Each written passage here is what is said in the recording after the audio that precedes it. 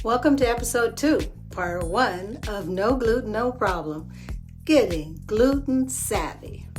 Now, I often get asked, so how long have you been gluten-free? And my response is always, as long as I can remember not being sick every day.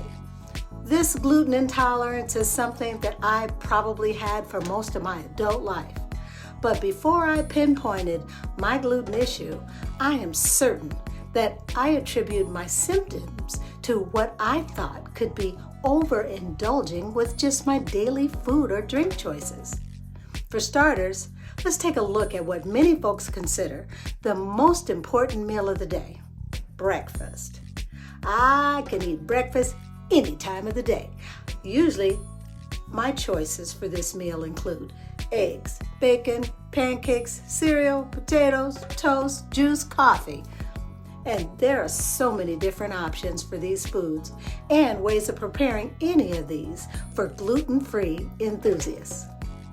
Which brings me to our first challenge, knowing what gluten is, in what foods it is found, and how gluten-free food can be prepared so that it remains gluten-free and not cross-contaminated in the process.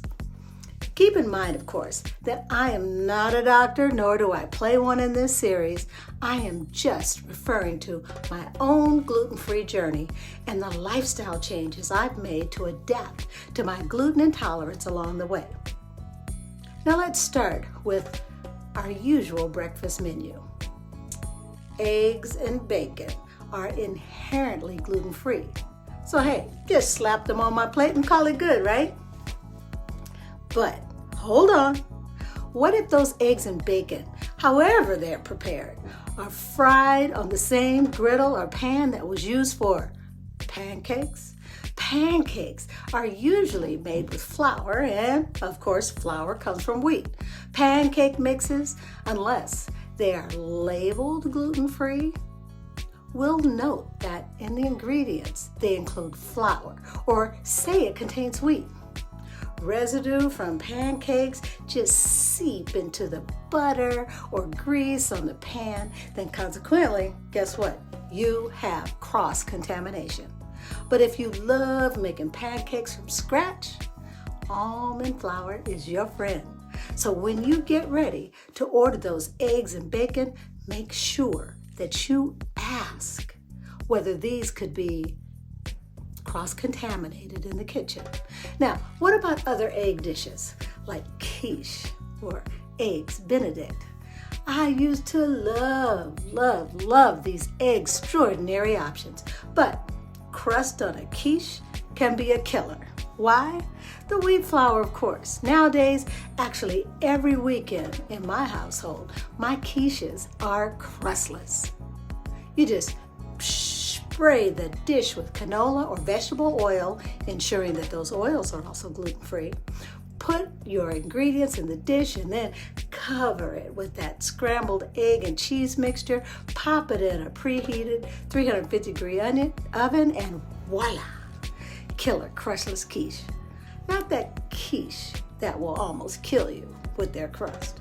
You'll find a few of my favorite quiche recipes on my website, larsonslegacybank.com. Next, we'll look at cereal. Think about that cereal aisle in the supermarket. So many kinds of both cold and hot variety. The Tiger, you know who I'm talking about, and the Captain are practically jumping off the shelf, begging you to buy their supposed corn cereal. And if you just started to go down the gluten intolerant road, you might think, well, corn has no gluten, so cereal with the word corn on it must be gluten-free, right? Not necessarily. You've got to read that box, as even most cereals advertised as corn still have some sort of wheat. You know, the little corn cereal Cheerios have always been made of oats, which are naturally gluten-free. However, while the packaging does have the gluten-free claim, no Cheerios products are certified gluten-free by a third party, so you need to check that out. Then there are all the hot cereals. Huh, cream of wheat is a dead giveaway, right? But what about oatmeal? Some oatmeal is, some is not. Oats are often contaminated with gluten because they may be processed in the same facility as gluten-containing grains like wheat, rye, or barley. Did you know that there are actual apps that you can download that allow you to either scan or enter items in it, and it will tell you whether it contains gluten? I can often be seen going through the grocery store aisle with my phone out saying, "Let me check my glutenator," because sometimes items may not initially contain gluten, but are prepared and packaged in a facility with other items with gluten. That's when your app will warn you with big, bold, red caps and exclamation points that your item may contain gluten. In terms of cereal though, my saving grace has been my world famous cheesy grits. I never make them in exactly the same way since I have so many options to jazz them up. Think of all the different cheeses, including cream cheese and cheddar cheese, or pepperoncini, habanero, and of course corn. You will find these recipes on my site with the different suggested variations included. Let's take a break before we tackle another breakfast fave.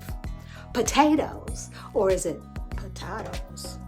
Come right back for just 2 more minutes with part 2 of Getting Gluten Savvy.